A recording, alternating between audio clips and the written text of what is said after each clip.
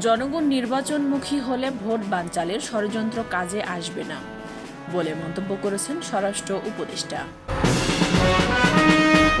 ঢাকার ৪ ও ঢাকার বাইরের ৬৩টি নদীকে দখল ও দূষণমুক্ত করার উদ্যোগ নেওয়া হয়েছে বলে জানিয়েছেন পরিবেশ উপদেষ্টা সৈয়দা রিজওয়ানা হাসান। মার্কিন শুল্ক ইস্যুতে উভয় পক্ষই লাভবান হয়েছে বলে জানিয়েছেন প্রেস সচিব। সংবিধানের বাইরে গিয়ে পিআর পদ্ধতিতে ভোটের সুযোগ নেই বলে জানিয়েছেন প্রধান নির্বাচন কমিশনার।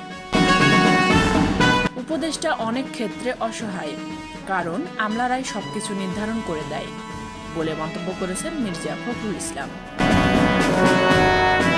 ৫ আগস্ট, পরবর্তীতে জন আকাঙ্ক্ষা ধারণে অক্ষম দলগুলো রাজনীতিতে টিকতে পারবে না বলে মন্তব্য করেছেন আমির খসরু মাহমুদ।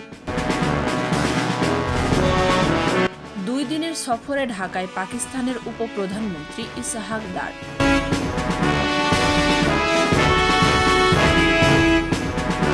পাকিস্তানের উপপ্রধানমন্ত্রীর সঙ্গে বিএনপি, জামাত, এনসিপির বৈঠক।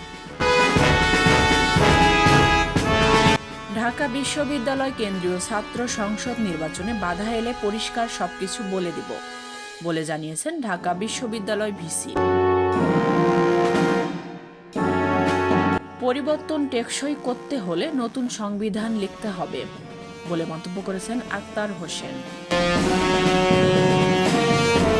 শ্রেষ্ঠ মাদক উদ্ধারকারী পুলিশ অফিসারকে মাদক পাচারে সম্পৃক্ততার অভিযোগে প্রত্যাহার।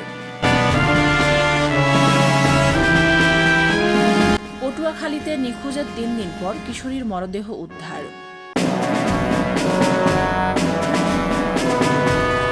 দিনাজপুরে গ্যাস সিলিন্ডারের লিকেজের আগুনে দগ্ধ ৩।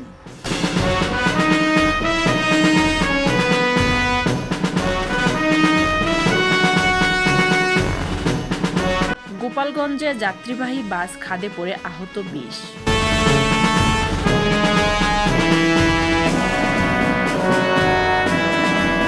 গলাচিপা পৌর শহরে অস্ত্রের মুখে বাড়িতে ডাকাতি।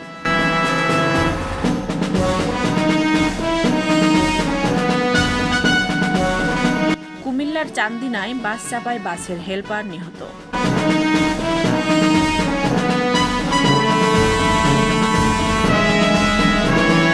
২৪ ঘন্টায় ডেঙ্গুতে ৪ জনের মৃত্যু।